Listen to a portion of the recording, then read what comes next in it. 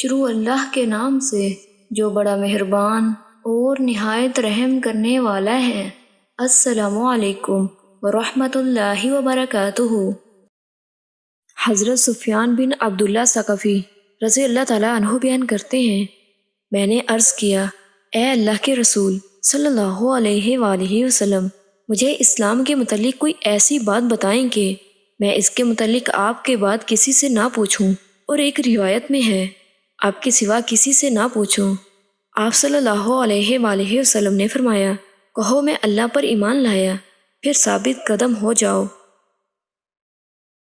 حضرت عبادہ بن صامت رضی اللہ تعالیٰ عنہ بیان کرتے ہیں، رسول اللہ صلی اللہ علیہ وآلہ وسلم نے جبکہ آپ کے صحابہ کرام کی ایک جماعت آپ کے ارد گرد تھی، تم اس بات پر میری بیعت کرو کہ تم اللہ کے سوا کسی کو شریک نہیں بناؤ گے، تم چوری کرو گے نہ زنا کرو گے،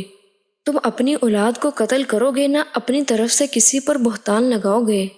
اور نہ ہی معروف میں نافرمانی کرو گے۔ پس تم میں سے جو شخص یہ عہد وفا کرے گا